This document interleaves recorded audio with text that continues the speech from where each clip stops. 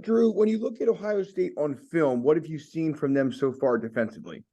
Yeah, I mean, they're very talented. All three fronts of their defense. They got a great defensive line, great defensive ends, and then their interior defensive line is also very good. Very experienced linebackers that are very savvy in what they do. They know where they're supposed to be, and they go out and execute their jobs. And then secondary, that's very talented as well. A lot of athletes on the back half of their defense, so definitely going to be a great challenge for us this week. Rich Scarcella.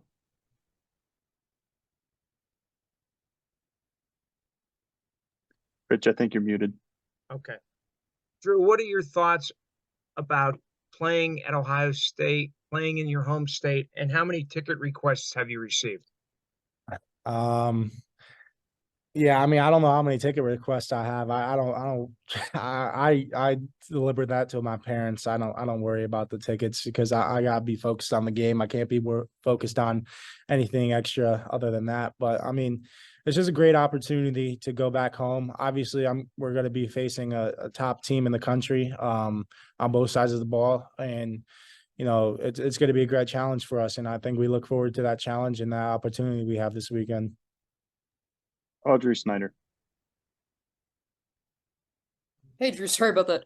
I want to stick with the Ohio theme for a second. As a kid growing up, what are your recollections of going to games there, of seeing the Buckeyes? Because obviously, where you come from, that's kind of a given.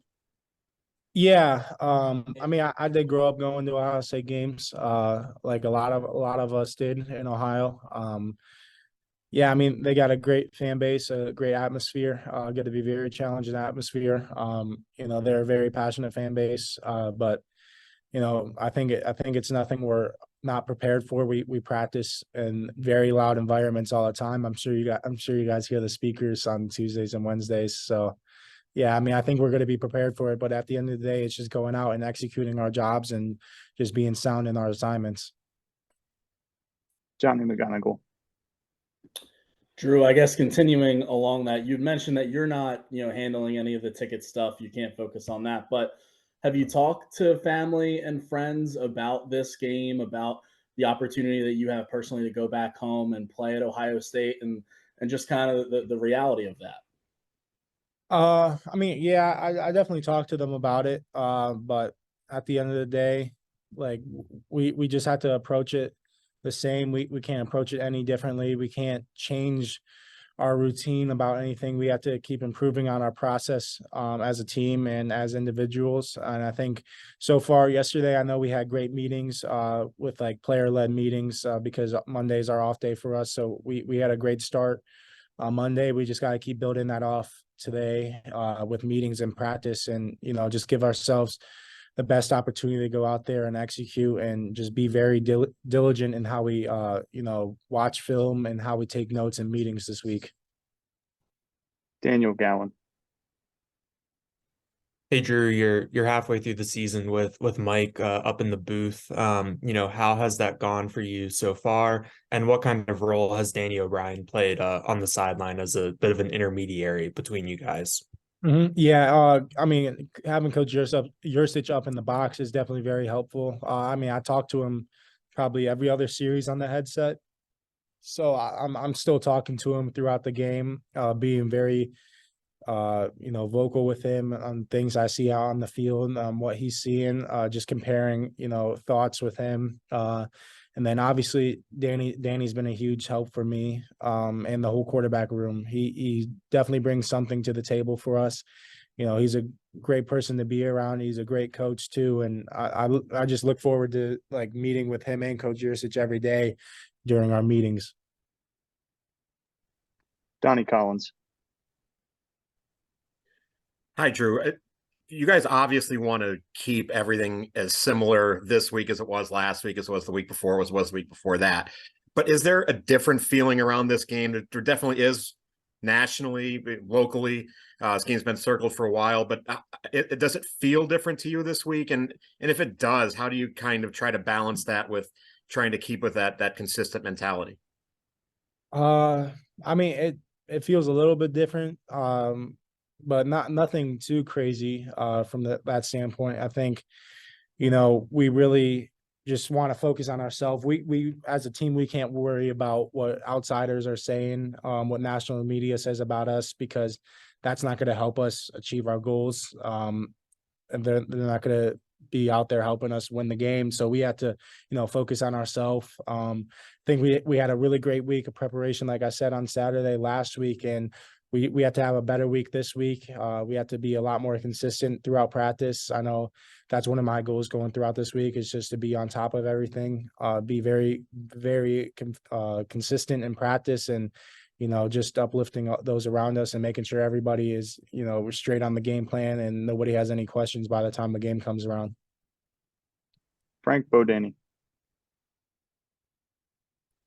Hey, Drew, no turnovers this season for you and for your career. How do you go about helping to create that? What's the key thing, do you think? I think the key thing at the end of the day is just taking what the defense gives you and don't take unnecessary risk with the football, especially depending on, the situations in the game. There's situations where you have to force things, and maybe that you wouldn't if you were up or if it was, in the middle of a game. But I think it's just taking calculated risk with the football and, just being patient, because at the end of the day, we can say all we want about taking shots downfield and things like that, but we have 3 safeties running deep most of the game, and then the corners falling off on our level routes. So I'm not going to throw it into harm's way and either get our receiver lit up or allow the defense to have a free interception. And it's very hard. Like I've been saying all year, it's very hard to, tackle Nick, Fat, and Trey out in open space. And if we can get those type of athletes, like our receiver room out in space, we're going to do that no matter how it comes. So we just got to take what the defense gives us. Max Ralph. Hey, Drew, kind of along the same theme. Just wonder if you can kind of provide a self-scout of yourself through 6 games this season, halfway through, where you think you've done well and where you think you've still got room to grow. Yeah, I think I still have a lot of room to grow in all areas of playing quarterback. I think the biggest thing for me is probably just, being consistent in footwork. I feel like the times I have missed throws that, I shouldn't be missing is because of footwork, just staying a little bit calmer in the pocket, not burning clean pockets. And I've been focusing on that the past 2 or 3 weeks. So I feel like it's paying off so far, but just got to keep, hammering that down to make sure it doesn't cost us in the game. Mark Wogenrich.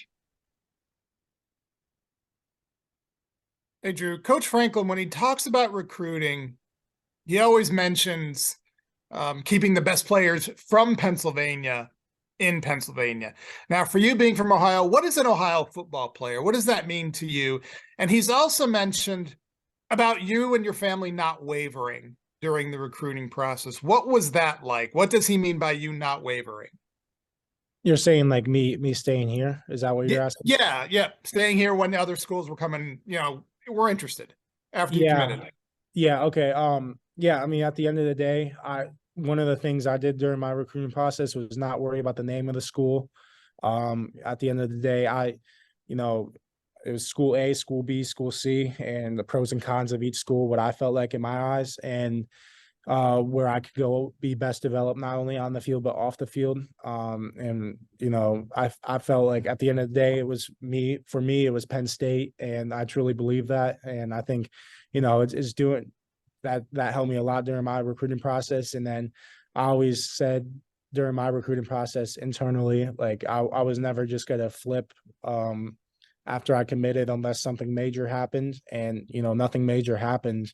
So I was always 100% in with Penn State, and I still am. Seth Engel. Drew, we hear from James all the time that you're very steady. He calls you Steady Eddie sometimes. When you have a game like this, on your schedule, what can you do to stay composed and keep the other guys around you composed as well? Yeah, I think that starts throughout the week. We can't change our process, like I've been saying. We can't, not prepare the same like we've been doing, because obviously it's been working for us. We can keep improving and keep adding stuff to our routine, but we can't, drastically change it, because there's a reason we've been successful so far, and it comes through the process that we putting in throughout the week. And I think at the end of the day, for me, that's always how I try to keep it in my control. I never try to make things bigger than what they are or smaller than what they are. Just kind of, go out and deal with it and go out and play, because, I mean, I get to play football, fortunately, right now, and it's a lot of fun for me. And, I don't want to make it where it's to the point where it's not fun for me to go out and play. Don't get me wrong. I'm going to prepare like it's my job, but I'm not going to not have fun going out and doing it. And I think that's what we have going as a team right now. And I think we have a lot of passion on the team, and we're just looking forward to this opportunity this weekend. Dan Hope. Hey, Drew, just being from Ohio, would you have thought growing up that you'd be playing on the other side of this rivalry? And what's it like playing against Ohio State now? I mean, yeah, obviously they're a great team. They're a great program, a great tradition similar to us. And, there's just going to be a huge challenge this week. And, we look forward to it, because at the end of the day, we all came to Penn State to play in games like this, and they went to their Ohio State to play in games like this as well. So we just got to, take our opportunities this week throughout practice, make sure we're fully prepared for everything. And, just go out and play sound football. Don't try to do something that you're used to not doing. Don't try to, be someone you're not, because like I said earlier, that's not how we got here. We got here by being us, and we just have to keep sticking to that. Derek Bass. Hi, Drew. The close games against Ohio State are clearly a big story in the last couple of years. Having not really had too many in-game experiences in games where you have to go get some points to win a game, how are you trying to prepare for that situation that might come up in this huge game this week? Yeah, I mean, we prepare for that throughout the week. Ever since really spring training, we have, 2-minute situations, 4-minute situations, and all kind of situations that, you wouldn't think are possible, but we make sure we cover them throughout our practices. And Coach Franklin does a great job of educating the whole team on situational football, and then making us go out and, win situational football. So, I mean, we literally have a 2-minute drive every week, and some sort of situation against good on good defense, or good on good offense versus defense. And that's how we prepare for it. We've had some great like 2-minute situations this year at the end of the half. Especially, I remember a couple earlier games. I think Delaware, we went down and scored right before half, or kicked a field goal or something like that with under a minute left, with like one or zero timeouts. So situations have been popping up throughout this year, but we also prepare for them throughout practices. Jimmy Watkins, Cleveland.com. Hey, Drew. I'm sure Coach Yursich has been talking to you about his old coworker Jim Knowles this week. How do you guys balance Knowles' track record of having an aggressive blitzing defense with what they've put on tape this year, which is more of a conservative drop more guys approach? Yeah, I mean, we have to go off what they've shown this year. I mean, we'll be prepared for everything. It's a very sound defense schematically. There's not, they're not making a lot of, huge mistakes on the back end. You can tell they're very well coached in the secondary, and same with all the 3 levels of their defense. I mean, their linebackers really, are the vocal leaders on the film. You can really see that they kind of get everybody on the same page, and, they obviously do a great job preparing throughout the weeks, and being very well prepared for their opponent's offense. And I don't expect anything different this week. They're going to be very well prepared for us, and we're just going to have to take advantage of every opportunity we do have. Stephen Means. Drew, just going back to your recruiting process a little bit, I know you started your relationship with Mike Yursich when he was still at Texas. Just how important was that relationship when he got to Penn State and getting you to commit to Penn State? And how did that relationship, develop over time? Yeah, it was huge for sure. Just because at the time before he was really here, I wasn't really in contact here with Penn State that much. But when he got here, that's kind of when everything started happening with me and Penn State. As soon as he got the job here, and yeah, I mean our relationship continues to grow on a daily basis. I think we're more and more comfortable with each other in terms of like how I see things out on the field, how he sees things. And I think we just do a great job communicating, you know, what I like, what I might not like, and what he likes and what he doesn't like. And I think it's just a great relationship. And it's like that with the whole quarterback room. And obviously honestly, all the rooms in general, I think all have not only a great relationship with their position coach, but every other position coach on the offensive side of the ball. And I think that's really helping us right now, just because we're able to really be effective in communicating things with each other. We have 3 more questions here, folks. We go Leah Doherty, Audrey Snyder, then Rich Scarcella. Go ahead, Leah. Hey, Drew, Leah Doherty with 19 News out of Cleveland. Growing up in Medina, what specifically was it about that high school football program that allowed you to develop in the quarterback you are today? And do you still kind of keep in touch and talk with some of the guys that you played with? Yeah, I mean, I keep in touch with them all the time. Our group chat is still, you know, pretty active. Yeah, I was actually able to go back during our bye week, and they played Cleveland Heights. So I was able to watch them play. But yeah, I think the whole quarterbacking took off for me at Medina with Coach Brad, obviously my quarterback trainer, but then Coach Laird. I mean, we were 5 wide the whole game, just slinging it. You know, I probably averaged like 50 attempts my senior year per game. And that's probably where I got most of my confidence from, just Coach Laird, just because of the person he is and the type of personality he has. And I think that kind of rubbed off on me in a good way. And, you know, I still keep in touch with all my coaches. Even if they're not coaching anymore at Medina, they might have moved on or got a different job. Still try to keep in touch with all of them, because they're a big part of the reason I'm here. Audrey Snyder. Drew, during the bye week, Mike Yursich said to us that you and the receiving core, he wanted to see you guys get on the same page. What, if anything, extra did you guys do during that week, and what does it mean now having Trey back? Yeah, I would say the one thing we did a little bit differently is, since obviously it was a bye week, we didn't have a game.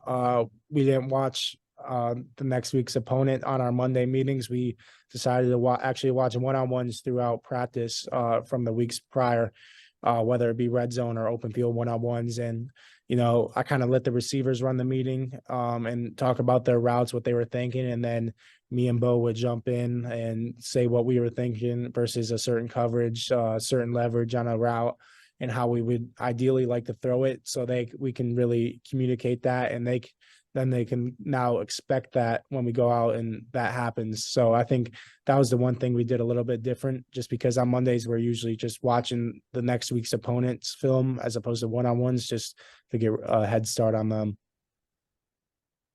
Rich Scarcella, and wrap us up. Drew, how would you describe your relationship with Olu? What kind of guidance, mentorship has he given you? And how would you describe having him as your blindside protection? Yeah, I mean, I love being around Olu. Obviously, he's a great player, and he has a very bright future ahead of him. I don't think any of us don't see that. And honestly, I've said this a couple of times before, but as good of a player he is, he's a better person to be around. And I truly do mean that. With him, I mean, we really bonded during the Rose Bowl trip last year. We were playing FIFA on the huge screen they had in like the little players room, like for hours on end when we had free time. And I think that's when our connection really started for us. But, you know, I mean, I have trust in all of the guys up front. I know I have their backs, and I know they have my backs as well. And I think that goes for the whole team. We have each other's backs no matter what, and we're never going to get down on each other. We're always going to uplift each other. And I think Olu's a prime example of that, just because of how vocal he's been as a captain and how well he's been doing it from a leadership standpoint. Thanks, Drew. Thanks, folks.